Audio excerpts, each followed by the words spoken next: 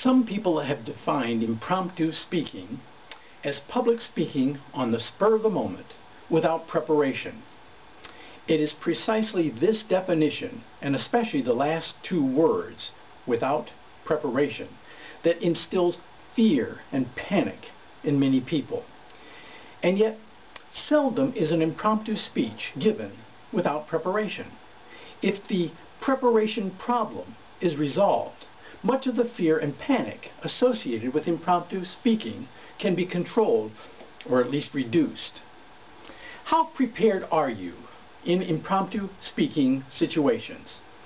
First, if you are aware of the circumstances in which you find yourself, or you can even anticipate them, you will have some facts, some observations, or even some insights that merit comment.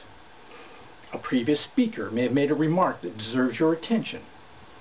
A current or evolving situation may have captured your attention or that of your listeners. Even an interruption or a strange occurrence might need, at the least, a slight reference or even an acknowledgement. Sometimes it's just these opening comments that will help you calm your mind and give your brain enough time to assemble some additional ideas. Second, if you keep up with the news and current events explained and developed in your local newspapers, magazines, television, or the internet, you have a large reserve of information that you can draw upon to shed light on the issue at hand, perhaps even to put the issue in some sort of current or historical context. Try to see the bigger picture to which this issue relates, or pretend it's a single tree in a large forest of ideas.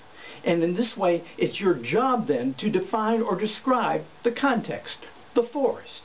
In this way, the issue gains meaning, it gains relevance, it gains worth. Third, if you're a reader, think of the books, the articles, the essays that you've read that provide information for impromptu situations. Think about any quotations that apply, or author anecdotes, or critical insights that you can share that have been written about by others. Fourth, listen closely to conversations. Realize first that if you're talking, you're not listening. It isn't that you necessarily want to use their ideas as your own, although that's permissible in such situations. Hey, especially if a person is going to be in your audience and you can acknowledge that person or your indebtedness to them. But some people offer ideas that you can respond to, alternatives that you can kind of recommend, or even a different approach that you can suggest.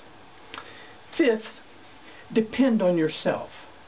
You have a wealth of information in your storehouse of useless knowledge.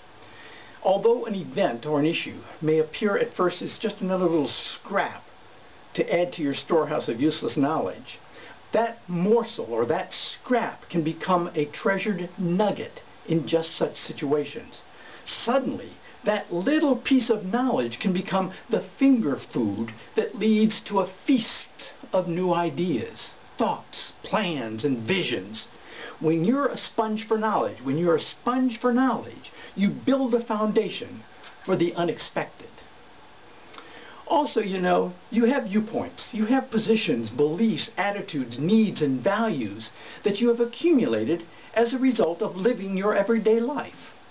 You're not a blank slate, and to draw upon your own well-developed and securely established font of ideas is going to add to any public speaking effort and make it personal and unique. In some cases, that's all that's being asked for or requested when you're asked to deliver an impromptu speech. And in many cases, that's all that can be expected. So with a few ideas in mind, tell your listeners what you plan to say it, and then tell them what you said. Another organizational scheme is simply to provide an introduction, perhaps just a brief look at the current situations. Then give a point or two for the body of the speech, maybe a fact, a personal example may be sufficient. Then just a final thought, a quotation, or an additional insight as your conclusion. Impromptu speeches don't need to invoke fear and panic. You are far better prepared than you think. And you know what? Audience expectations often correspond with the situation at hand. So just with a simple organizational scheme, you can master the circumstances just like a professional would. You can find out more about effective public speaking by visiting the website publicspeakingrules.com.